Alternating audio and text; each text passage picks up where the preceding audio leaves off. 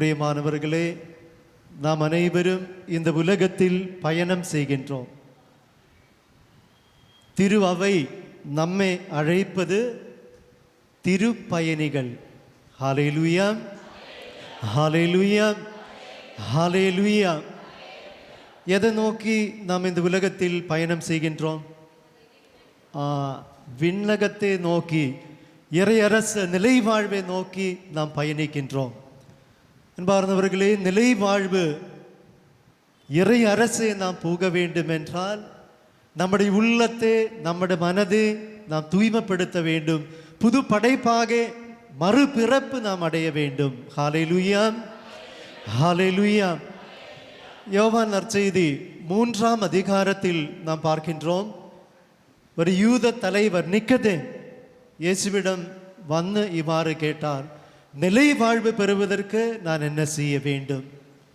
அன்பார்ந்தவர்களே, நிக்கதேமிடம் இயேசு சொன்னார், நிலை வாழ்வு நீ பெறுவதற்கு மறுபடியும் நீ பிறக்க வேண்டும். தண்ணீரினாலும் தூய ஆவியினாலும் நீ மறுபடியும் பிறக்க வேண்டும்.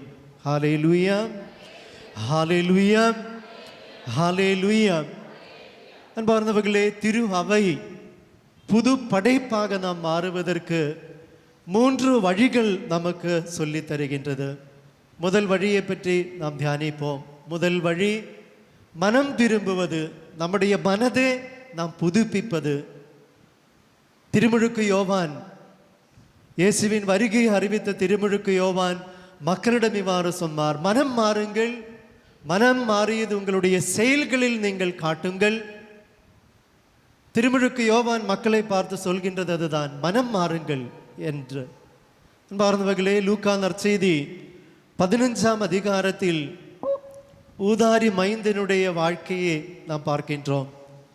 தந்தையின் இல்லத்தை விட்டு விலகி வெகு தொலையில் செல்கின்ற ஊதாரி மைந்தன், பணத்துக்கு, இந்த உலக இன்பங்களுக்கு முக்கியத்துவம் கொடுத்து வாழ்கின்ற ஊதாரி மைந்தன். அன்பார்ந்தவர்களே, அந்த பணத்துக்கு முக்கியத்துவம் கொடுத்து தன்னுடைய வாழ்விலிருந்து அனைத்தும் இழந்து பாப சேற்றில் விழுந்து வாழ்கின்ற ஊதாரி மைந்தன். அவனுடைய வாழ்வில் இருந்த எல்லாம் அவனை இழந்து ஒன்றுமில்லாமல் அவன் வாழும்போது தந்தையின் இல்லத்தை பற்றி, தந்தையின் இல்லத்தில் தான் பெற்றிருந்த ஆசீர்வாதங்களை பற்றி அவன் உணர்ந்து மனம் மாறி தந்தையின் இல்லத்திற்கு திரும்பி செல்வதை நாம் பார்க்கின்றோம். அன்பார்ந்தவர்களே, அனைத்தும் இழந்த அந்த ஊதாரி மைந்தனு ஆண்டவர் மறுபடியும் தந்தை புதிய ஆடை, மோதிரம், புதிய காலணிகள், தன் இழந்த அனைத்தையும் அந்த தந்தை மறுபடியும் அவனுக்கு கொடுப்பதை நாம் பார்க்கின்றோம். அன்பார்ந்தவர்களே, ஒருவேளை இந்த உலகத்தில் நாம் வாழும்போது இந்த ஊதாரி மைந்தனை போல உலகத்திற்கு நாம் முக்கியத்துவம் கொடுத்து வாழ்ந்து கொண்டிருக்கலாம். ஆண்டவர் நம்மிலிருந்து எதிர்பார்ப்பது, நிலை வாழ்வை நாம் பெற வேண்டும் என்றால் நம்முடைய மனதை நாம் புதுப்பிக்க வேண்டும். யாக்கோபு புத்தகம் 4ஆம் அதிகாரம் 4ஆம் திருவார்த்தை. யாக்கோபு புத்தகம் 4ஆம் அதிகாரம் 4ஆம் திருவார்த்தை.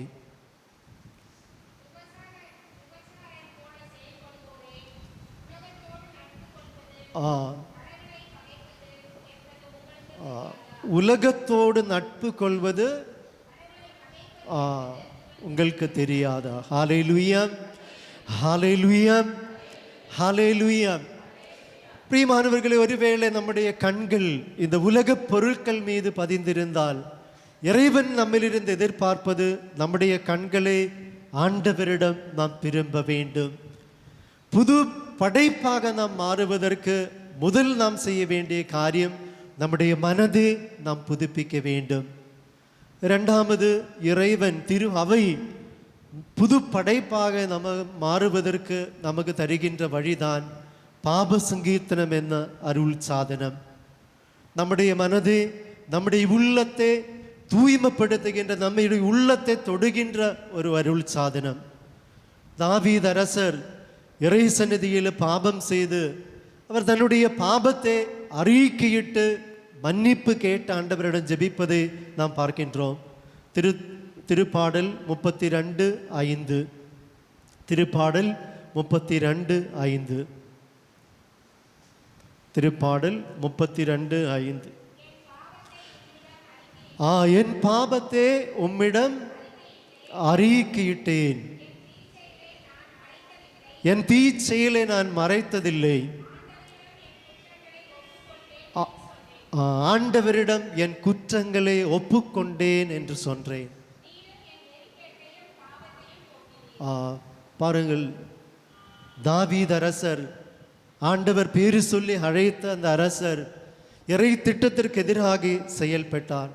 தான் செய்தது பாவம் என்று உணர்ந்து அந்த பாவத்தை இறை சந்நிதியில் அறிக்கையிட்டு மன்னிப்பு கேட்டு ஜெபிக்கின்ற தாவீது அரசர். பிரியமானவர்களே, புது படைப்பாக நாமும் மாற வேண்டும் என்றால் நாம் செய்த பாவத்தை பாப சங்கீர்த்தனம் என்ற அருள் சாதனம் வழியாக ஆண்டவரிடம் அறிக்கையிட்டு கண்ணீர் சிந்தி நாம் ஜெபிக்க வேண்டும். இறைவன் ஒவ்வொரு பொழுதும் நம்மை பார்த்து கொண்டிருக்கின்றார். நம்முடைய உள்ளத்தை இறைவன் பார்க்கின்றார். 1 சாமுவேல் புத்தகம் 16ஆம் அதிகாரம் 7ஆம் திருவார்த்தை. 1 சாமுவேல் 16ஆம் அதிகாரம் 7ஆம் திருவார்த்தை. ஆனால் ஆண்டவர் சாமுவேலிடம், அவன் தோற்றத்தையும் உயரத்தையும் பார்க்காதே, ஏனெனில் நான் அவனை புறக்கணித்து விட்டேன். மனிதர் பார்ப்பது போல் நான் பார்ப்பதில்லை. மனிதர் முகத்தை பார்க்கின்றனர், ஆண்டவர் அகத்தை பார்க்கின்றார். பிரியமானவர்களே, மனிதர் பார்ப்பது முகத் தோற்றத்தை, ஆனால் ஆண்டவர் இறை வார்த்தை நமக்கு சொல்லி தருவது, இறைவன் நம்மை பார்ப்பது நம்முடைய உள்ளத்தை தான். நம்முடைய உள்ளத்தை நாம் தூய்மைப்படுத்த வேண்டும். காரணம், பாப செயல்கள் நம்முடைய உள்ளத்திலிருந்து தான் வெளியே வருகின்றது. கோபம், பகைமை, எண்ணம், மன்னிக்க முடியாத நிலைமை, எல்லா தீமைகளும் நம்முடைய உள்ளத்திலிருந்து தான் வெளியே வருகின்றது. பிரியமானவர்களே, புது படைப்பாக மாறுவதற்கு நம்முடைய உள்ளத்தை நாம் இறை சந்நிதியில் திறந்து வைக்க வேண்டும். பாப சங்கீர்த்தனம் என்ற அருள் சாதனம் வழியாக நம்முடைய இதயத்தை, நம்முடைய உள்ளத்தை ஆண்டவரிடம் ஒப்பு கொடுக்க வேண்டும். ஹல்லேலூயா, ஹல்லேலூயா, ஹல்லேலூயா. எபிரேயர் புத்தகம் 12ஆம் அதிகாரம் 14ஆம் திருவார்த்தை. எபிரேயர் புத்தகம் 12ஆம் அதிகாரம் 14ஆம் திருவார்த்தை. இறை வார்த்தை இவ்வாறு சொல்கின்றது, தூய்மையை நீங்கள் நாடுங்கள், தூய்மையன்றி எவரும் கடவுளை காண மாட்டார். தூய்மையை நாடுங்கள், ஆண்டவரை காண மாட்டார். பிரியமானவர்களே, இறை அரசை நாம் போக வேண்டும் என்றால் நம்முடைய உள்ளத்தை நாம் தூய்மைப்படுத்த வேண்டும். பாப சங்கீர்த்தனம் என்ற அருள் சாதனத்தை நாம் பெற்றுக்கொள்ள வேண்டும். ஏசாயா புத்தகம் 43ஆம் அதிகாரம், ஏசாயா புத்தகம் 43ஆம் அதிகாரம் 26ஆம் திருவார்த்தை. ஏசாயா 43:26. கடந்ததே எனக்கு சொல்லி காட்டுங்கள், ஒருமிக்க நாம் வழக்காடுவோம். நீங்கள் குற்றமற்றவர்கள் என்பதே நிலைநாட்டுவதற்கானவற்றை எடுத்துரையுங்கள். பிரியமானவர்களே, ஆண்டவர் நமக்கு தருகின்ற ஒரு சக்தி வாய்ந்த இறை வார்த்தை, நாம் மறுபடியும் இறைவனோடு ஒருமிக்க நம்முடைய பாவத்தை அறிக்கையிட்டு ஆண்டவரிடம் நாம் ஜெபிக்க வேண்டும் என்று இறைவாக்கினபடி ஆக ஆண்டவர் நமக்கு வெளிப்படுத்துகின்றார். ஹல்லேலூயா, ஹல்லேலூயா, ஹல்லேலூயா. அன்பார்ந்தவர்களே, 3வது திரு அவை புது படைப்பாக நாம் மாறுவதற்கு நம்மிலிருந்து எதிர்பார்ப்பது, நம்முடைய அன்றாட வாழ்வில் ஒவ்வொரு பொழுதும் நாம் இறைவனை தேட வேண்டும். இறைவனை ஒவ்வொரு பொழுதும் நாம் நாட வேண்டும். ஆமோஸ் புத்தகம் 5ஆம் அதிகாரம் 4ஆம் திருவார்த்தை. ஆமோஸ் புத்தகம் 5ஆம் அதிகாரம் 4ஆம் திருவார்த்தை. ஆமோஸ் புத்தகம் 5ஆம் அதிகாரம் 4ஆம் திருவார்த்தை. என்னை தேடுங்கள், நீங்கள் வாழ்வீர்கள். பிரியமானவர்களே, திரு அவை நமக்கு தருகின்ற 3வது வழி, நிலை வாழ்வு பெறுவதற்கு நாம் இறைவனை தேட வேண்டும். அல்லும் பகலும் இறைவனை நாம் தேட வேண்டும், இறைவனை நாம் நாட வேண்டும். என்னை தேடுங்கள், நீங்கள் வாழ்வீர்கள். இணை சட்டம், பழைய ஏற்பாட்டில் இணை சட்டம் 4ஆம் அதிகாரம் 29ஆம் திருவார்த்தையில் நாம் எவ்வாறு இறைவனை தேட வேண்டும் என்று இறைவன் நமக்கு வெளிப்படுத்துகின்றார். இறைவார்த்தை இவ்வாறு கூறுகின்றார்: முழு உள்ளத்தோடும் முழு ஆற்றலோடும் நீங்கள் என்னை தேடினால் நீங்கள் என்னை கண்டடைவீர்கள். இறைவன் நம்மிலிருந்து எதிர்பார்ப்பது முழு உள்ளம், முழு இதயம், முழு ஆற்றலோடு நாம் ஆண்டவரை தேட வேண்டும். அன்பார்ந்தவர்களே, என்ற நாள் திருவிவிலியத்தில் 3 தேடல்களை பற்றி நாம் தியானிப்போம். ஏசாயா புத்தகம் 38ஆம் அதிகாரத்தில் பல வேளையும் நாம் தியானித்த ஒரு பகுதி தான் ஹெசக்கியா அரசர் ஆண்டவரை தேடுவதை நாம் பார்க்கின்றோம். ஏசாயா புத்தகம் 38ஆம் அதிகாரத்தில் நாம் பார்க்கின்றோம், ஹெசக்கியா அரசர், ஆண்டவர் தேர்ந்தெடுக்கப்பட்ட அந்த அரசர் சாவும் தருவாயில் இருந்தார். இறந்து போகின்ற சூழ்நிலையில் அவர் இருந்தார். ஆனால் ஆண்டவர் அவரை கைவிடவில்லை. இறைவாக்கினர் அந்த அரசரிடம் அனுப்பப்படுவதும் ஆண்டவருடைய உயிருள்ள வார்த்தை அவர் கேட்பதையும் பற்றி அந்த பகுதியில் நாம் பார்க்கின்றோம். அன்பார்ந்தவர்களே, இறைவாக்கின வழியாக அருளப்பட்ட அந்த இறை வார்த்தை கேட்ட ஹெசக்கியா அரசர் 3 காரியங்கள் செய்ததை நாம் அந்த பகுதியில் பார்க்கின்றோம். முதல் அவர் செய்த காரியம், தன்னுடைய வீட்டு காரியத்தை ஒழுங்கு செய்தார். தன்னுடைய வாழ்க்கை, தாறுமாறான தன்னுடைய வாழ்க்கையை அவர் ஒழுங்கு செய்தார். இறை வார்த்தையின் பொருட்டு தன்னுடைய வாழ்க்கையை அவர் அலசி பார்த்து இறை வார்த்தையின் பொருட்டு அவருடைய வீட்டு காரியத்தை ஒழுங்கு செய்தார். ஹல்லேலூயா, ஹல்லேலூயா, ஹல்லேலூயா. பார்ந்தவர்களே, ஹெசக்கியா அரசர் இறை வார்த்தையை கேட்டதுக்கு பிறகு அவர் செய்கின்ற 2வது செயல், அவர் சுவர்புறம் திரும்பியதை பற்றி நாம் வாசிக்கின்றோம். சுவர்புறம் என்பது ஆண்டவருடைய முகம். காரணம், அந்த அரசர் அவருடைய கண்கள் இந்த உலக பொருட்கள் மீது பதிந்திருந்தது. ஆனால் இறை வார்த்தையை கேட்ட பிறகு அவர் தன்னுடைய கண்களை ஆண்டவரிடம் திருப்பினார். 3வது ஹெசக்கியா அரசர் செய்த செயல், தான் செய்த பாவங்களை நினைத்து கண்ணீர் சிந்தி முழங்கால் பணிந்து கண்ணீர் சிந்தி ஆண்டவரிடம் மன்னிப்பு கேட்டு ஜெபிப்பதை நாம் பார்க்கின்றோம். அன்பார்ந்தவர்களே, தன்னுடைய வீட்டு காரியத்தை ஒழுங்கு செய்து கடவுளிடம் திரும்பி கண்ணீர் சிந்தி ஹெசக்கியா அரசர் ஜெபித்த பொழுது 15 ஆண்டுகள் மறுபடியும் உயிரை கொடுத்து ஆண்டவர் அந்த அரசரை ஆசீர்வதிப்பதை நாம் பார்க்கின்றோம். பிரியமானவர்களே, நாமும் இந்த ஒரு நாள் தியானம் வழியாக கடவுளை நாம் தேட வேண்டும். முழு உள்ளத்தோடும் முழு ஆற்றலோடும் இறைவனை நாம் தேடுகின்ற பிள்ளைகளாக மாற வேண்டும். நிலை வாழ்வை நாம் பெற வேண்டும் என்றால் இறைவனை அல்லும் பகலும் நாம் தேட வேண்டும். ஹல்லேலூயா, ஹல்லேலூயா. இயேசுவே நன்றி. ஹல்லேலூயா, ஹல்லேலூயா. லூக்கா நற்செய்தி 19ஆம் அதிகாரத்தில் சக்கேயுவின் வாழ்வை நாம் பார்க்கின்றோம். இந்த உலகத்தில் ஒரு மனிதனுக்கு மகிழ்ச்சியோடு இருக்கக்கூடிய எல்லா ஆசீர்வாதங்களையும் அவர் பெற்றிருந்தார். அரசாங்க வேலை, பணம், அதிகாரம் அனைத்தும் அவருடைய வாழ்க்கையில் இருந்தது. ஆனால் பாருங்கள், அவர் உள்ளத்துக்குள் ஒரு பாரத்தோடு வாழ்ந்து கொண்டிருந்தார். காரணம், மக்கள் சக்கேயுவை ஒரு பாபியாக நினைத்தார். மனபாரத்தோடு வாழ்கின்ற சக்கேயு இயேசுவை பற்றி கேள்விப்பட்டார். அன்பார்ந்தவர்களே, சக்கேயும் இயேசுவை தேடுவதை நாம் லூக்கா நற்செய்தி 19ஆம் அதிகாரத்தில் நாம் பார்க்கின்றோம். மறைவாக இயேசுவை தேடுகின்ற சக்கேயு, யாரும் பார்க்கக்கூடாது என்ற எண்ணத்தோடு காட்டு அத்திமரத்தில் ஏறி இயேசுவின் வருகைக்காக காத்திருக்கின்ற சக்கேயு, முழு உள்ளத்தோடும் முழு ஆற்றலோடும் இயேசுவை தேடும் பொழுது இயேசு சக்கேயுவை பேரு சொல்லி அழைக்கின்றார். அழைத்தது மட்டுமல்ல, அவருடைய வீட்டுக்கு செல்கின்றார். அவரோடு இணைந்து உணவருந்துகின்றார். அன்பார்ந்தவர்களே, இயேசுவை அவர் சந்தித்தது பிறகு மிகப்பெரிய மாற்றம் அவருக்கு ஏற்பட்டதை நாம் அந்த பகுதியில் பார்க்கின்றோம். பணத்துக்கு, இந்த உலக இன்பங்களுக்கு முக்கியத்துவம் கொடுத்த அவர் அது அனைத்தும் பகிர்ந்து அளிப்பதை நாம் பார்க்கின்றோம். இயேசு அவருக்கு ஒரு புதிய பெயரை கொடுக்கின்றார்.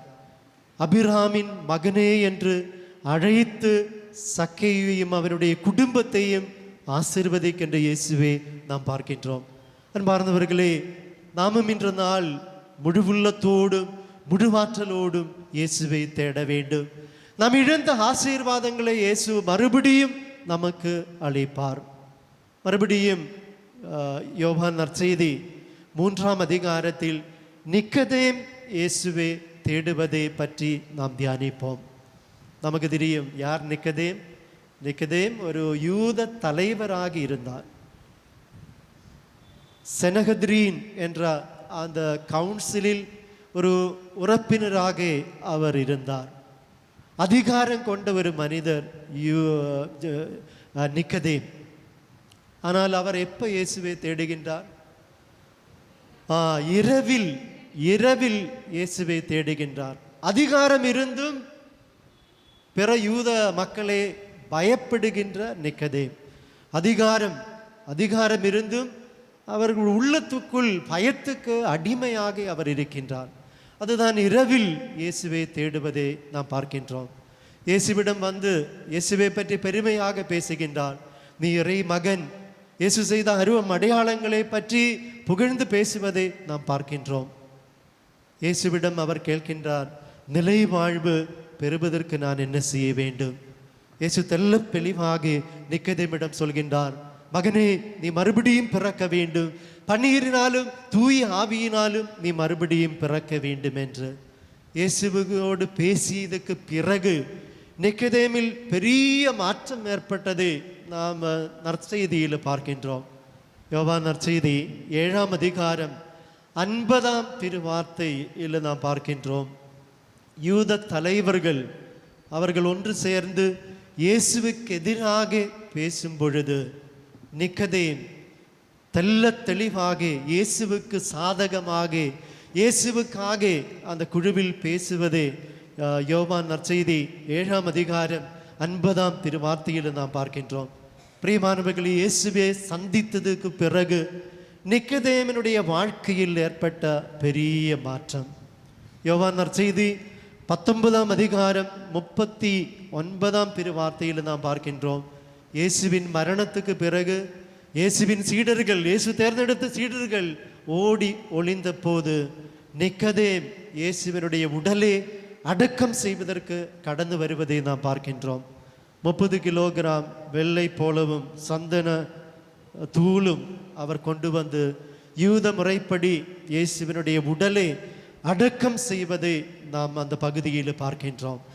முதல் முறையாக இயேசுவை தேடி வரும் பொழுது பயத்துக்கு அடிமையாக இரவில் வந்த நிக்கதேம் பகலில் கடந்து வந்து யாரையும் பயப்படாமல் இயேசுவின் உடலை அடக்கம் செய்வதை நாம் பார்க்கின்றோம். பிரியமானவர்களே, புது வாழ்வு, நிலை வாழ்வு நாம் பெற வேண்டும் என்றால் நாமும் மனம் திரும்ப வேண்டும். நம்முடைய அன்றாட வாழ்வில் நாம் செய்த பாவத்தை அறிக்கையிட வேண்டும். ஒவ்வொரு பொழுதும் நிக்கதேம் போல் இயேசுவினை தேடுகின்ற பிள்ளைகளாக மாற வேண்டும். ஹல்லேலூயா, ஹல்லேலூயா. இயேசுவே நன்றி. ஹல்லேலூயா, ஹல்லேலூயா. அன்பார்ந்தவர்களே, ஒருவேளை இந்த உலகத்தில் நாம் பயணம் செய்யும் பொழுது, ஒருவேளை நாம் இயேசுவிலிருந்து தொலையில் நாம் பயணம் செய்து கொண்டிருக்கலாம். இயேசுவை விட்டு விலகி செல்கின்ற மக்களாக நாம் இருக்கலாம். லூக்கா நற்செய்தி 24ஆம் அதிகாரம் 13ஆம் திருவார்த்தையில் 2 சீடர்களுடைய அனுபவத்தை நாம் பார்க்கின்றோம். கிளையோபாஸ் என்ற 2 சீடர்கள், அதில் ஒருவர், அவருடைய பெயர் கிளையோபாஸ். இயேசு 12 அப்போஸ்தலர்களை தேர்ந்தெடுத்தார், 72 சீடர்களை தேர்ந்தெடுத்தார். இயேசு தேர்ந்தெடுத்த 2 சீடர்கள். பிரியமானவர்கள், இயேசுவின் மரணத்துக்கு பிறகு அவர்களில் வந்த மாற்றம் நாம் பார்க்கின்றோம். இயேசு அற்புதங்களும் அடையாளங்களும் செய்த பொழுது இயேசுவோடு இணைந்து பயணித்தவர் இயேசுவை விட்டு விலகி செல்வதை நாம் பார்க்கின்றோம். இயேசுவின் மரணத்துக்கு பிறகு இயேசுவை விட்டு விலகி செல்கின்ற 2 சீடர்கள். அவர் எங்கே போகின்றார்? எருசலேம். எருசலேம் என்பது நமக்கு தெரியும், கடவுள் தங்குகின்ற ஆலயம், கடவுள் வசிக்கும் ஆலயம். எருசலேமை விட்டு எங்கே செல்கின்றார்? எம்மாவு, பிற இனத்தார் தங்கும் இடத்திற்கு அவர் பயணிப்பதை நாம் பார்க்கின்றோம். இறை வார்த்தை தெளிவாக சொல்கின்றது, அவருடைய கண்கள் மூடப்பட்டது. முகவாட்டத்தோடு யூதர்களே பயந்து உணர்வுகள் இழந்து பயணிக்கின்ற 2 சீடர்கள். பிரியமானவர்களே, நம்முடைய ஆன்மீக வாழ்விலும் ஒருவேளை நாமும் இந்த சீடர்களை போல இயேசுவை விட்டு விலகி செல்கின்ற மக்களாக இருக்கலாம். இயேசுவின்ற நாள் நம்மை அழைக்கின்றார், மக்களே என்னிடம் நீங்கள் வாருங்கள் என்று. இயேசுவை விட்டு விலகி அந்த சீடர்கள் கடந்து செல்லும் பொழுதும் இயேசு அவரை கைவிடுவதில்லை. 3 வழிகள் இயேசு தேர்ந்தெடுக்கின்றார். தான் இழந்த அந்த சீடர்களை சொந்தமாக்க 3 வழிகள் அந்த பகுதியில் நாம் பார்க்கின்றோம். இயேசு அந்த 2 சீடர்களோடு இணைந்து பயணிக்கின்றார். எத்தனை கிலோமீட்டர் பயணிக்கின்றார்? 11 கிலோமீட்டர். இயேசு அந்த 2 சீடர்களோடு இணைந்து பயணம் செய்வதை நாம் பார்க்கின்றோம். அவரோடு கூட இயேசு நடக்கின்றார். நம்முடைய அன்றாட வாழ்விலும் நாம் இயேசுவை விட்டு விலகி செல்லும் பொழுது நாம் ஒருபோதும் மறந்து போகக்கூடாது. இயேசு நம்மை தேடி வருகின்றார். நம்மோடொப்பம் பயணம் செய்வதற்கு இயேசு முயற்சி செய்கின்றார். லூக்கா நற்செய்தி 15ஆம் அதிகாரத்தில் நாம் பார்க்கின்றோம், காணாமல் போன ஆடு, காணாமல் போன திராக்மை, அந்த உவமைகளை பற்றி நாம் பார்க்கின்றோம். காணாமல் போன ஆடை தேடி இயேசு செல்கின்றார். அன்பார்ந்தவர்களே, நாமும் இறைவனை விட்டு விலகி செல்லும் பொழுது இயேசு நம்மை தேடி வருகின்றார், நம்மோடொப்பம் பயணம் செய்கின்றார். ஹல்லேலூயா, ஹல்லேலூயா. இயேசுவே நன்றி, இயேசுவே ஆராதனை. ஹல்லேலூயா. அன்பார்ந்தவர்களே, அந்த இயேசுவை விட்டு விலகி சென்ற சீடர்களை சொந்தமாக்க இயேசு தேர்ந்தெடுத்த 2வது வழி. முதல் வழி இயேசு கூட பயணிக்கின்றார். 2வது வழி இறை வார்த்தையே இயேசு விளக்கி சொல்வதை நாம் பார்க்கின்றோம். தொடக்க நூல் புத்தகத்திலிருந்து இறை வாக்கினர்கள் உரைத்தது அனைத்தையும் பற்றி இயேசு தெளிவாக, இந்த கண்கள் மூடப்பட்டு உணர்வுகள் இழந்து பயத்துக்கு அடிமைகளாக முகவாட்டத்தோடு பயணம் செய்த அந்த சீடர்களுக்கு இயேசு இறை வார்த்தையை விளக்கி சொல்வதை நாம் பார்க்கின்றோம். அன்பார்ந்தவர்களே, இறை வார்த்தையை விளக்கி சொந்த போது அவருடைய இதயம் பற்றி எரிந்ததை பற்றி அந்த பகுதியில் நாம் பார்க்கின்றோம். நாமும் இந்த ஒரு நாள் தியானத்தில் பங்கேற்று ஆண்டவருடைய வார்த்தையை நாம் கேட்டு தியானிக்கும் பொழுது நாம் இழந்த ஆசீர்வாதங்களை ஆண்டவர் மறுபடியும் நமக்கு தருவார். ஒரு புதிய அபிஷேகத்தை ஆண்டவர் நமக்கு இன்றும் அருள்கின்றார். யோவான் முதல் திருமுகம் 1ஆம் அதிகாரம் 1ஆம் திருவார்த்தை. யோவான் முதல் திருமுகம் 1ஆம் அதிகாரம் 1ஆம் திருவார்த்தை. தொடக்கம் முதல் இருந்த வாழ்வளிக்கும் வாக்கே நாங்கள் கேட்டோம், கண்ணால் கண்டோம், உற்று நோக்கினோம், கையால் தொட்டுணர்ந்தோம். பிரியமானவர்களே, அந்த 2 சீடர்கள் அவருக்கு கிடைத்த அனுபவம் இதுதான். அந்த இறை வார்த்தையை உயர்த்தெழுந்த ஆண்டவர் தெளிவாக சொன்ன பொழுது அவர் காதால் கேட்டுக்கொண்டார். கண்ணால் கண்டோம், கண்கள் மூடப்பட்டிருந்த அந்த சீடர்கள் இறை வார்த்தையே இயேசு விளக்கி சொன்ன பொழுது அவருடைய கண்கள் திறக்கப்பட்டது. உற்று நோக்கினோம், கையால் தொட்டுணர்ந்தோம். நாம் கடவுளை விட்டு விலகி செல்லும் பொழுது இறைவன் பயன்படுத்துகின்ற 2வது வழி இறை வார்த்தை வழியாக ஆண்டவர் மறுபடியும் நம்மை அன்பு செய்து அவரோடு இணைந்து பயணிப்பதற்காக நம்மையும் அழைக்கின்றார். 3வது உயர்த்தெழுந்த ஆண்டவர் அந்த சீடர்களை சொந்தமாக்க தேர்ந்தெடுத்த வழிதான் இரவில் அவரோடொப்பம் தங்குகின்ற ஆண்டவர். அவரோடொப்பம் தங்கி உணவே பரிமாறுகின்றார். நமக்கு தெரியும், உணவென்பது அன்பின் அடையாளம். இயேசு தம்மையே பகிர்ந்து அளிக்கின்றார். அன்பார்ந்தவர்களே, நம்முடைய அன்றாட வாழ்வை நாம் சற்று அலசி பார்ப்போம். ஒருவேளை அந்த சீடர்களை போல நாம் இயேசுவை விட்டு விலகி சென்று கொண்டிருக்கலாம். இயேசு நம்மோடு இணைந்து பயணிக்க இயேசு கடந்து வருகின்றார். இறை வார்த்தை வாயிலாக இயேசு நம்மோடு பேசுகின்றார். நம்மோடொப்பம் தங்கி தம்மையே பகிர்ந்தளிக்க இயேசு விரும்புகிறார். ஹல்லேலூயா, ஹல்லேலூயா, ஹல்லேலூயா, ஹல்லேலூயா.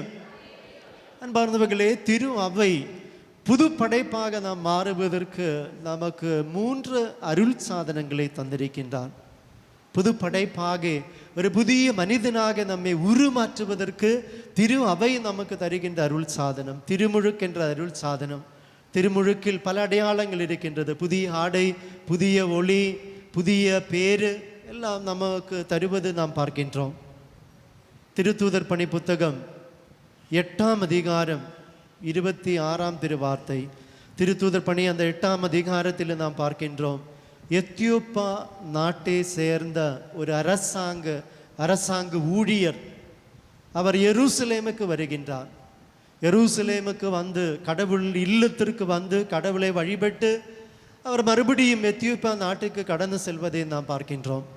அந்த பகுதியில் அந்த எத்தியோப்பியா நாட்டை சேர்ந்த அரசாங்க ஊழியர், நிதி அமைச்சர், அவர் அந்த எருசலேமில் வந்து கடவுளை ஆராதனை செலுத்தி அவர் திரும்பி செல்லும் பொழுது அவர் செய்கின்ற ஒரு நல்ல செயல், அவர் ஏசாயா இறைவாக்கினர் அந்த மறைநூல் எடுத்து வாசித்து கொண்டு அவர் பயணிப்பதை நாம் பார்க்கின்றோம். அந்த மறைநூல் எடுத்து ஏசாயா இறைவாக்கினர் புத்தகத்தை வாசித்து அவர் கடந்து செல்கின்றார். அன்பார்ந்தவர்களே, ஆனால் அவர் இறைவார்த்தை வாசித்தும் அதனுடைய பொருள் அவருக்கு புரியவில்லை. அவர் இறைவார்த்தை வாசித்து கடந்து செல்கின்றார். பிலிப், திருத்தூதர் பிலிப், வானதூதர் அவருக்கு வெளிப்படுத்துகின்றார். பரிசுத்த ஆவியின் தூண்டுதலை பெற்ற அவர் அந்த எத்தியோப்பிய அரசாங்க ஊழியரோடு இணைந்து பயணிக்கின்றார். அவர் அந்த எத்தியோப்பிய அரசாங்க ஊழியர் அவரிடம் கேட்கின்றார், இந்த இறை வார்த்தை எனக்கு புரியவில்லை. இயேசுவை பற்றியுள்ள இறை வார்த்தையை, இயேசு படப்போகின்ற துன்பத்தை பற்றி உள்ள இறை வார்த்தை, அந்த பகுதி தான் அவர் எடுத்து வாசித்து கொண்டு பயணித்தது. ஆனால் அவருக்கு அது யாரை பற்றி என்று புரியவில்லை. பிலிப் அது தெளிவாக அந்த எத்தியோப்பிய அரசாங்க ஊழியருக்கு எடுத்து விளக்கி கொடுத்தார். பிரியமானவர்களே, அதை கேட்ட பொழுது அவரில் வருகின்ற மாற்றத்தை நாம் பார்க்கின்றோம்.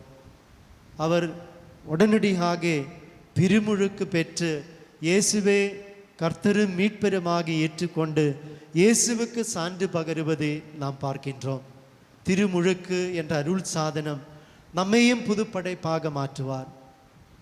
வருடங்களுக்கு முன்பு ஞான பெற்றோர்கள் நமக்காக விசுவாசத்தை அறிக்கையிட்டு ஜெபித்தார். திருமுழுக்கு வழியாக ஜன்ம பாபத்திலிருந்து நமக்கு ஆண்டவர் விடுதலை கொடுத்தார். ஞான பெற்றோர்கள் நமக்காக விசுவாசத்தை அறிக்கையிட்டார். பிரியமானவர்களே, இன்று நம்முடைய தனிப்பட்ட வாழ்வில் நாம் அந்த ஞான பெற்றோர்கள் அறிக்கையிட்ட அந்த விசுவாசத்தை நாமும் அறிக்கையிட வேண்டும். நாமும் உணர்வோடு அறிக்கையிட்டு இயேசுவை கர்த்தரும் மீட்பெருமாக நம் வாழ்வில் ஏற்றுக்கொள்ள வேண்டும். இந்த எத்தியோப்பியா நாட்டை சார்ந்த அந்த அரசாங்க ஊழியர் அவர் இயேசுவை கர்த்தராக ஏற்றுக்கொண்டு திருமுழுக்கு பெற்று பரிசுத்த ஆவியின் வல்லமையை பெற்றதை பற்றி திருத்தூதர் பணி புத்தகம் 8ஆம் அதிகாரத்தில் நாம் பார்க்கின்றோம். திருஅவை நமக்கு தருகின்ற முதல் அருள் சாதனம் திருமுழுக்கு. 2வது அருள் சாதனம் பாவ சங்கீர்த்தனம். நமக்கு தெரியும், நாம் பாவம் செய்யும் பொழுது பாவத்துக்கு அடிமையாக நாம் வாழ்கின்றோம். பிரியமானவர்களே, அடிமத்தனத்திலிருந்து நாம் விடுதலை பெற வேண்டும் என்றதுதான் இறைவனுக்கு நம்மை குறித்துள்ள நோக்கம். பாப சங்கீர்த்தனம் நாம் செய்யும் பொழுது எல்லா கட்டுகளிலிருந்து, பாபத்தின் அடிமத்தனத்திலிருந்து இயேசு நமக்கு விடுதலை தருகின்றார். மறுபடியும் புது படைப்பாக நம்மை மாற்றுகின்ற அருள் சாதனம்தான் திருப்பலி. தகுந்த முறையில் நல்ல ஒருக்கத்தோடு பாப சங்கீர்த்தனம் செய்து நாம் இயேசுவின் உடலையும் இரத்தத்தையும் பகிரும் பொழுது நாமும் புது படைப்பாக மாறுகின்றோம். ஹல்லேலூயா, ஹல்லேலூயா. இயேசுவே நன்றி. ஹல்லேலூயா, ஹல்லேலூயா, ஹல்லேலூயா. அன்பார்ந்தவர்களே, மூவரு கடவுள் நம்மை அன்பு செய்கின்றார். கடவுளின் அன்பை உணர்ந்து நாம் இந்த உலகத்தில் வாழும்போது ஒருபோதும் நாம் இந்த உலகப் போக்கில் போக முடியாது. நம்மால் கடவுளுடைய அன்பு, தந்தையாம் கடவுள், மகனின் அன்பு, தூய ஆவியின் அன்பை நாம் உணர வேண்டும். தொடக்க நூல் புத்தகத்தில் நாம் பார்க்கின்றோம் தந்தையாம் கடவுளின் அன்பை பற்றி. இந்த உலகத்தை படைத்த ஆண்டவர், படைப்பின் சிகரமாகி மனிதனே தன் உருவிலும் சாயலிலும் ஆண்டவர் படைத்தார். 6 நாட்கள் எடுத்து ஆண்டவர் இந்த உலகத்துக்கு உருவம் கொடுப்பதை நாம் பார்க்கின்றோம். ஒவ்வொரு நாளும் படைப்புக்கு பிறகு ஆண்டவர் சொல்கின்றார், ஆண்டவர் இவ்வாறு சொல்கின்றார், நல்லதென்று ஆண்டவர் கண்டார். ஹல்லேலூயா, ஹல்லேலூயா, ஹல்லேலூயா. அன்பார்ந்தவர்களே, தந்தையா கடவுள் நம்மை அன்பு செய்கின்றார். நமக்கு ஆண்டவர் உருவை கொடுத்தது அன்பின் வெளிப்பாடுதான். சாலோமின் ஞான புத்தகம் 11ஆம் அதிகாரம் 24ஆம் திருவார்த்தை. சாலோமின் ஞான புத்தகம் 11ஆம் அதிகாரம் 24ஆம் திருவார்த்தை. படைப்புகள் அனைத்தின் மீது நீர் அன்பு கூறுகிறீர், நீர் படைத்தது எதையும் வெறுப்பதில்லை, ஏனெனில் நீர் எதையாவது வெறுத்திருந்தால் அதை படைத்திருக்கவே மாட்டேன். பாருங்கள், ஆண்டவர் நம்மை அன்பு செய்கின்றார். நம்மை படைத்தது அன்பின் வெளிப்பாடு தான். ஆனால் நாம் இன்று பல கேள்விகள் ஆண்டவருக்கு எதிரே கேட்கின்றோம். ஏன் இப்படி என்னுடைய வாழ்வில் இருக்கின்றது, ஏன் நான் குட்டையாக இருக்கின்றது, கருப்பாக இருக்கின்றது, பல கேள்விகள் இறைவனுக்கு எதிராக, நம்மை படைத்த ஆண்டவருக்கு எதிராக நாம் கேட்கின்றோம், கேள்வி எழுப்புகின்றோம். பிரியமானவர்களே, ஆண்டவருடைய அன்பை நாம் உணர்ந்தால் ஒருபோதும் நாம் இந்த உலக போக்கில் நம்மால் போக முடியாது. எரேமியா புத்தகம் 29ஆம் அதிகாரம் 11ஆம் திருவார்த்தை. எரேமியா புத்தகம் 29ஆம் அதிகாரம் 11ஆம் திருவார்த்தை. ஏனெனில் உங்களுக்காக நான் வகுத்திருக்கும் திட்டங்கள் எனக்கு தெரியுமன்றோ, அவை வளமான எதிர்காலத்தையும் நம்பிக்கையையும் உங்களுக்கு அளிப்பதற்கான நல்வாழ்வின் திட்டங்களை அன்றி கேடு விளைவிப்பதற்கான திட்டங்கள் அல்ல என்கிறார் ஆண்டவர். பிரியமானவர்களே, தந்தையாம் கடவுள் வாழ்வளிக்கும் திட்டத்தை நமக்கு தந்திருக்கின்றார். ஒருபோதும் கேடு விளைவிக்கின்ற திட்டங்கள் அல்ல, மாறாக ஆசீர்வாதத்தின் திட்டங்கள் தந்தையாம் கடவுள் நமக்கு அளிக்கின்றார். யோவான் நற்செய்தி 3ஆம் அதிகாரம் 16ஆம் திருவார்த்தை. அவர் மீது நம்பிக்கை வைக்கின்ற யாரும் அழிந்து போகாமல் தன் ஒரே மகனை அளிக்கும் அளவுக்கு கடவுள் நம் மீது அன்பு கொண்டுள்ளார். பாருங்கள், தந்தையாம் கடவுள் தன் ஒரே மகனை அளித்து நம்மை அன்பு செய்கின்றார். ஆனால் பல நிமிடங்களிலும் இந்த அன்பை உணராமல் நாம் இந்த உலக போக்கில் போகின்றோம். பிரியமானவர்களே, இயேசுவும் நம்மை அன்பு செய்கின்றார். யோவான் முதல் திருமுகம் மகனின் அன்பை பற்றி நாம் பார்க்கின்றோம். யோவான் முதல் திருமுகம் 1:16. இயேசு எவ்வாறு நம்மை அன்பு செய்தார் என்று நாம் பார்க்கின்றோம். தன் உயிரை கொடுத்து தன் இரத்தத்தை சிந்தி இயேசு மகன் நம்மை அன்பு செய்கின்றார். திருத்தூதர் பணி புத்தகம் 10ஆம் அதிகாரம் 38ஆம் திருவார்த்தை. திருவிவிலியம் இயேசுவை பற்றி பகருகின்ற சான்று நாம் பார்க்கின்றோம். மகனை பற்றி, மகனின் அன்பை பற்றி. இயேசு பாலஸ்தீனாவில் நன்மை செய்து கடந்து சென்றார். அழகியின் பிடியிலிருந்து மக்களை விடுவித்து நன்மை செய்து கடந்து செல்றதை பற்றி நாம் பார்க்கின்றோம். இயேசு தன்னுடைய ஊழிய வாழ்க்கையில் 37க்கு மேலான அதிசயங்களும் அடையாளங்களும் செய்தார்.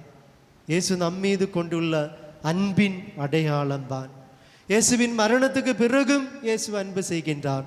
மரணத்துக்கு பிறகு ஆதி சீடர்களுக்கு இயேசு காட்சி கொடுத்து பரிசுத்த ஆவியை கொடுக்கின்றார், அமைதியை கொடுக்கின்றார். யூதர்களை பயத்துக்கு அடிமைகளாக இருந்த ஆதி சீடர்களுக்கு அமைதியை கொடுக்கின்றார். பாவத்தை மன்னிக்கக்கூடிய அந்த அதிகாரத்தை இயேசு கொடுக்கின்றார். அன்பார்ந்தவர்களே, இன்று மகன் இயேசு நம்மை அன்பு செய்கின்றார். இயேசுவின் அன்பை நாம் புரிந்து கொண்டால் இந்த உலக போக்கில் நாம் ஒருபோதும் நம்மால் வாழ இயலாது. ஹல்லேலூயா, ஹல்லேலூயா. இயேசுவே நன்றி, இயேசுவே ஆராதனை. அன்பார்ந்தவர்களே, இறுதியாக பரிசுத்த ஆவியின் அன்பு. தந்தையின் அன்பை நாம் பார்த்தோம், மகனின் அன்பை நாம் பார்த்தோம், தூய ஆவியின் அன்பை 1 கொரிந்தியர் 3 அதிகாரம் 3ஆம் அதிகாரம் 16ஆம் திருவார்த்தையில் நாம் பார்க்கின்றோம். பரிசுத்த ஆவி நம்மை அன்பு செய்வது நம்முடைய உள்ளத்தில், நம்முடைய உடலில் தங்கியிருந்து பரிசுத்த ஆவி அன்பு செய்கின்றார். இயேசுவினுடைய இறுதி பயணம், எருசலேம் பயணத்தில், எருசலேமுக்குள் இயேசு நுழைந்ததுக்கு பிறகு முதல் இயேசு செய்த செயலை பற்றி நாம் யோவான் நற்செய்தி 21ஆம் அதிகாரம், மத்தேயு நற்செய்தி 21ஆம் அதிகாரம் 12ஆம் திருவார்த்தையில் நாம் பார்க்கின்றோம். ஆலயத்தை, எருசலேம் ஆலயத்தை தூய்மைப்படுத்துகின்ற இயேசுவை பற்றி. அன்பார்ந்தவர்களே, எருசலேம் ஆலயத்தை தூய்மை செய்து கொண்டு இயேசு இவ்வாறு சொன்னார், என் இல்லம் இறைவேண்டலின் வீடு, இதை கல்வர் குகையாக்காதீர்கள். அன்பார்ந்தவர்களே, பரிசுத்த ஆவி நம்மை அன்பு செய்கின்றார். தூய ஆவி நம்மிடம் சொல்கின்றார், நீ ஒரு ஆலயம். அன்பார்ந்தவர்களே, மூவரு கடவுளுடைய அன்பை நாம் உணர்ந்து வாழ வேண்டும். பரிசுத்த ஆவி நம்முடைய உடலில் இருந்து தங்கியிருந்து நம்மை அன்பு செய்கின்றான். அது உணர்ந்து நாம் வாழ வேண்டும். மூவரு கடவுளுடைய அன்பை உணர்ந்தால் நாம் ஒருபோதும் இந்த உலக போக்கில் போக நம்மால் இயலாது. மறுபடியும் மறுபிறப்பு அடைவதற்கு நாம் ஆண்டவரிடம் ஜெபிக்க வேண்டும். பரிசுத்த ஆவியின் துணை நாம் ஒவ்வொரு பொழுதும் நாட வேண்டும். ஹல்லேலூயா, ஹல்லேலூயா. இயேசுவே நன்றி, இயேசுவே ஆராதனை. ஹல்லேலூயா. அன்பார்ந்தவர்களே, திருவிவிலியம் மறுபிறப்படைந்ததின் 4 அடையாளங்களை பற்றி இறை வார்த்தை நமக்கு தெளிவாக எடுத்து கூறுகின்றது. முதல் அடையாளம், நாம் மறுபிறப்பு அடைந்ததின் அடையாளம். முதல் அடையாளம், மறுபிறப்பு அடைந்த மக்கள் நேர்மையோடு செயல்படுவார். நேர்மை செயல் மறுபிறப்பு அடைந்ததின் அடையாளம் தான். யோவான் முதல் திருமுகம் 2ஆம் அதிகாரம் 29ஆம் திருவார்த்தை. யோவான் முதல் திருமுகம் 2:29. மறுபிறப்படைந்ததின் முதல் அடையாளம் நேர்மை. அவர் நேர்மையாளர் என நீங்கள் அறிந்து கொண்டால் நேர்மையாக செயல்படுவோர் அனைவரும் அவரிடமிருந்து பிறந்தவர்கள் என்று நீங்கள் புரிந்து கொள்வீர். பாருங்கள், மறுபிறப்பு நாம் அடைந்தால், இயேசுவில் நாம் புது படைப்பாக மாறும் பொழுது நாம் நேர்மையாளராக மாறிவிடுகின்றோம். அன்பார்ந்தவர்களே, 2வது அடையாளம், மறுபிறப்பு அடைந்ததின் அடையாளம். மறுபிறப்பு அடைந்தவர்கள் பாவம் செய்வதில்லை. 1 யோவான் முதல் திருமுகம் 3ஆம் அதிகாரம் 9ஆம் திருவார்த்தை. கடவுளிடமிருந்து பிறந்தவர் எவரும் பாவம் செய்வதில்லை, ஏனெனில் கடவுளின் இயல்பு அவரிடம் இருக்கின்றது. கடவுளிடமிருந்து பிறந்தவராயிருந்தால் அவரால் பாவம் செய்ய இயலாது. புது படைப்படைந்ததின் 2வது அடையாளம், புது படைந்த மக்கள் மறுபடியும் பாவம் செய்ய முடியாது. 3வது அடையாளம், அன்பார்ந்தவர்களே, புது மனிதனாக மாறிய மனிதன் ஒவ்வொரு பொழுதும் அன்பு செய்வார். கடவுளுடைய அன்பினால், மூவரு கடவுளின் அன்பினால் நிறைந்த அந்த மனிதன் அன்பின் கருவியாக, அன்பின் அடையாளமாக மாறுவார். யோவான் முதல் திருமுகம் 4:7.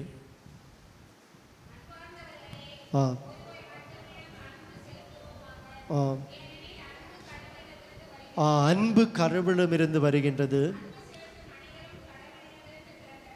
அன்பு செலுத்தும் அனைவரும் கடவுளிடமிருந்து பிறந்தவர்கள். பாருங்கள், மறுபிறப்பு அடைந்ததின் 3வது அடையாளம், கடவுளிடமிருந்து பிறந்தவர்கள் ஒவ்வொரு பொழுதும் அன்பு செய்வார். 4வது அடையாளம், உலகத்தை வெல்லக்கூடிய ஆற்றலை அவர் பெறுவார். பரிசுத்த ஆவியினால் புது படைந்த மக்கள் செயல்படுவார். யோவான் முதல் திருமுகம் 5:4. யோவான் முதல் திருமுகம் 5:4.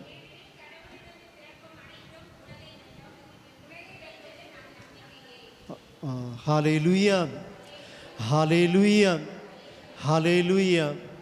பிரியமானவர்களே, இறைவன் நம்மிலிருந்து எதிர்பார்ப்பது நாம் மறுபிறப்பு அடைய வேண்டும் என்றதுதான். நேர்மையோடு நாம் செயல்பட வேண்டும்.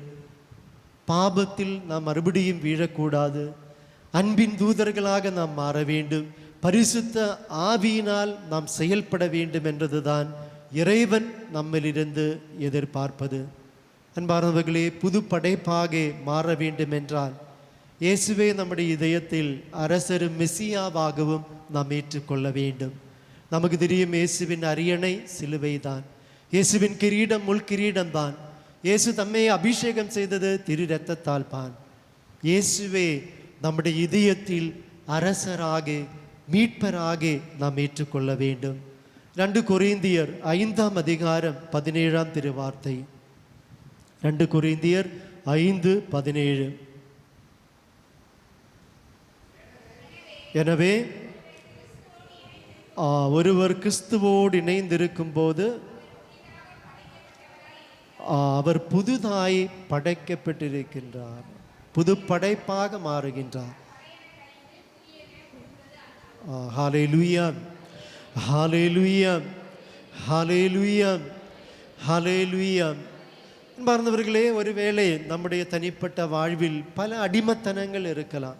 பாபத்துக்கு அடிமைகளாக நாம் வாழலாம், பொருட்களுக்கு அடிமைகளாக வாழலாம், பயத்துக்கு அடிமைகளாக வாழலாம், பிற தெய்வங்களுக்கு அடிமைகளாக, சாப்பானுக்கு அடிமைகளாக நாம் வாழ்ந்து கொண்டிருக்கலாம். பழைய ஏற்பாட்டில் நமக்கு தெரியும், இஸ்ரவேல் மக்கள் ஈஜிப்து நாட்டுக்கு 400 ஆண்டுகளுக்கு மேலே அடிமைகளாக வாழ்ந்ததை நாம் பார்க்கின்றோம். மறுபடியும் பாபிலோன் நாட்டுக்கு 70 ஆண்டுகள் அடிமைகளாக வாழ்ந்தார். இந்த 12 குலங்களானது சிதறடிக்கப்பட்டதை நாம் அந்த பகுதியில் பார்க்கின்றோம். அன்பார்ந்தவர்களே, அடிமைத்தனத்திலேக்கு இஸ்ரவேல் மக்களை இட்டு சென்ற பாபம், கட்டளைகளே அவர் மறுதலித்தார். தந்தையாம் கடவுளுக்கு கீழ்ப்படியாமல் அவர் வாழ்ந்து கொண்டார். அன்பார்ந்தவர்களே, ஒருவேளை நம்முடைய வாழ்விலும் பல அடிமைத்தனங்கள் இருந்தால் அதுக்கு காரணம் நாம் கட்டளைகளை மறுதலித்து வாழ்கின்றோம், கீழ்ப்படிதல் இல்லாமல் நாம் வாழ்கின்றோம். ஆண்டவருக்கு மட்டும்தான் நமக்கு விடுதலை தர முடியும். இயேசுவுக்கு மட்டும்தான் அந்த அடிமைத்தனத்திலிருந்து விடுதலை தந்து புது படைப்பாக நம்மை மாற்றுவதற்கு இயேசுவுக்கு மட்டும்தான் முடியும். ஹalleluya, ஹalleluya. இயேசுவே நன்றி, இயேசுவே ஆராதனை. லூக்கா நற்செய்தி 13ஆம் அதிகாரம் 17, 10 17, 18, 10 17 வரை நாம் பார்க்கின்றோம். 18 ஆண்டுகளாக அடிமைத்தனத்திலிருந்த ஒரு பெண்மணிக்கு, ஊனமற்ற நிலையில் உடல் நலம் கூன்றி இருந்த ஒரு மகளை இயேசு விடுதலை கொடுப்பதை நாம் பார்க்கின்றோம். 18 ஆண்டுகள் தீயோன் அடிமையாகி இருந்த அந்த மகளை இயேசு தொட்டு குணப்படுத்துவதை நாம் பார்க்கின்றோம். அன்பார்ந்தவர்களே, இன்றும் இயேசு நம்மையும் தொடுகின்றார். ஒருவேளை பல அடிமைத்தனத்தில் நாம் இருந்தால் நம்மையும் இயேசு தொட்டு நமக்கும் விடுதலை தருகின்றார். இயேசு நம்மை தொடுகின்ற வழிதான் அருள் சாதனங்கள். இறை வார்த்தை வாயிலாக இயேசு நம்மை தொடுவார். நம்முடைய வாழ்வில் இருக்கக்கூடிய அடிமைத்தனங்களை நாம் உணர்ந்து ஆண்டவரிடம் நாம் உதவி நேட வேண்டும். மார்க்கு நற்செய்தி 5ஆம் அதிகாரத்தில் 1-20 வரை நாம் பார்க்கின்றோம். இயேசு கெரேசனர் பகுதிக்கு செல்வதும் தீய ஆவிக்கு அடிமையாக இருந்த ஒரு மனிதனுக்கு விடுதலை கொடுப்பதை நாம் அந்த பகுதியில் பார்க்கின்றோம். அன்பார்ந்தவர்களே, அடிமைத்தனத்தில் வாழ்ந்து வந்த ஒரு மனிதனுடைய நிலைமையை பற்றி அந்த பகுதியில் நாம் பார்க்கின்றோம். ஒரு மனிதன் ஆண்டவருடைய உருவிலும் சாயிலும் படைக்கப்பட்ட மனிதர். அவர் எங்கே தங்குகின்றார்? கல்லறையில், மலையில் பகுதிகளில் தங்குவதை நாம் பார்க்கின்றோம். சங்கலை விலங்கு தகர்த்து இரவும் பகலும் கூச்சல் எழுப்புகின்ற ஒரு மனிதன், கற்களால் தன்னுடைய உடலை காயப்படுத்துகின்ற ஒரு மனிதன், அவர் ஆடை அன்றி இருப்பதை நாம் பார்க்கின்றோம். ஆனால் இயேசு அந்த மகனுக்கு விடுதலை கொடுக்கின்றார். மார்க்கு நற்செய்தி 5ஆம் அதிகாரம் 15ஆம் திருவார்த்தையில் நாம் பார்க்கின்றோம். ஆடையன்றி இருந்த அந்த மனிதன் அறிவு தெளிவோடு இருப்பதை நாம் பார்க்கின்றோம். அன்பார்ந்தவர்களே, அந்த மனிதன் தெக்காபோலிஸ் என்ற இடத்தில் இயேசுவுக்கு சான்று பகருவதையும் அந்த பகுதியில் நாம் பார்க்கின்றோம். இயேசு அடிமத்தனத்தில் இருந்த ஒரு மகனுக்கு விடுதலையை கொடுத்து புது படைப்பாக மாற்றினார். திருத்தூதர் பணி புத்தகம் 16ஆம் அதிகாரம் 16-18 நாம் பார்க்கின்றோம். பவுல் அடிமத்தனத்தில் இருந்த ஒரு பெண்மணிக்கு விடுதலை கொடுப்பதை பற்றி, குறி சொல்லும் ஆவி பிடித்திருந்த ஒரு பெண்மணிக்கு பவுல் இயேசுவின் பேரால் விடுதலை கொடுத்து ஆசீர்வதிப்பதை அந்த பகுதியில் நாம் பார்க்கின்றோம். பிரியமானவர்களே, நாம் இந்த ஒரு நாள் தியானத்தில் பங்கேற்கும் பொழுது நம்முடைய தனிப்பட்ட வாழ்வில் இருக்கக்கூடிய அடிமத்தனங்களை நாம் உணர்ந்தவர்களாக இயேசுவிடம் அந்த அடிமத்தனங்களை ஒப்பு கொடுப்போம். இயேசு நம்மை தொடுவார். அருள் சாதனங்கள் வழியாக ஆராதன வேளையில் இயேசு நம்மை தொட்டு நமக்கு விடுதலை தருவார். அன்பார்ந்தவர்களே, அடிமத்தனத்திலிருந்து விடுதலை பெற வேண்டும் என்றால் நாம் நம்பிக்கையோடு இயேசுவே அணுக வேண்டும். நம்பிக்கை நம்முடைய உள்ளத்துக்குள் இருக்க வேண்டும். யோவான் நற்செய்தி 8ஆம் அதிகாரம் 36ஆம் திருவார்த்தை. யோவான் நற்செய்தி 8ஆம் அதிகாரம் 36ஆம் திருவார்த்தை. மகன் உங்களுக்கு விடுதலை அளித்தால் நீங்கள் உண்மையிலே விடுதலை பெற்றவர்களாக இருப்பீர்கள். அன்பார்ந்தவர்களே, இயேசுவிடம் நாம் உதவி தேட வேண்டும். கலாத்தியர் புத்தகம் 5ஆம் அதிகாரம் 1ஆம் திருவார்த்தை. கலாத்தியர் 5ஆம் அதிகாரம் 1ஆம் திருவார்த்தை. கலாத்தியர் கிறிஸ்து அடிமை நிலையிலிருந்து நம்மை விடுவித்து நமக்கு உரிமை வாழ்வை அளித்துள்ளார்.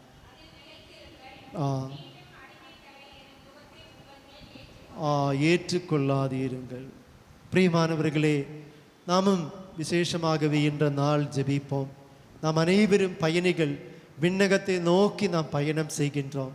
ஒருவேளை ஆண்டவரிலிருந்து வெகு தொலையில் நாம் பயணித்து கொண்டிருந்தால் கடவுளிடம் நாம் திரும்பி வருவோம். நம்முடைய வாழ்வில் இறை பிரசன்னத்தை உணருவதற்கு தடையாக இருக்கின்ற எல்லா அடிமத்தனங்களையும் நாம் உணர்ந்தவர்களாக அந்த அடிமத்தனங்களை நாம் ஆண்டவருடைய பாதத்தில் நாம் ஒப்பு கொடுப்போம்.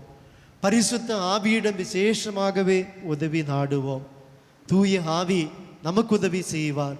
விடுதலின் ஆவி நம்ம எல்லா அடிமத்தனத்திலிருந்தும் விடுவித்து நம்மையும் பலப்படுத்துவார்.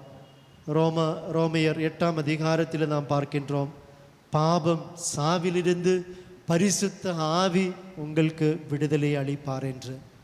பிரியமானவர்களே, என்ற நாள் நாம் விசேஷமாகவே இறை சந்நிதியில் நாம் ஜெபிப்போம். தொடர்ந்துள்ள ஆராதனையில் இந்த இறையிறக்கத்தின் மணி நேரத்தில் நாமும் இறை சந்நிதியில் தாகத்தோடு மன்றாடுவோம். இயேசுப்பா, ஒரு புது படைப்பாகி என்னை நீ மாற்றும். நிலை வாழ்வு நான் பெற வேண்டும். நிக்கதேமேசுவிடம் வந்து கேட்டார், நிலை வாழ்வு பெறுவதற்கு நான் என்ன செய்ய வேண்டும் என்று. இயேசு சொன்னார், பன்னீரினாலும் தூய ஆவியினாலும் நீ மறுபடியும் பிறக்க வேண்டும் என்று. பிரியமானவர்களே, நாமும் ஜெபிப்போம். ஆண்டவரே, என்னையும் ஒரு புது படைப்பாக மாற்றும். ஒரு புதிய அபிஷேகத்தை எனக்கு நீ பாரும். தொடர்ந்து தாராபன வேளையில் நாம் பாகத்தோடு ஜெபிப்போம். ஆமென்.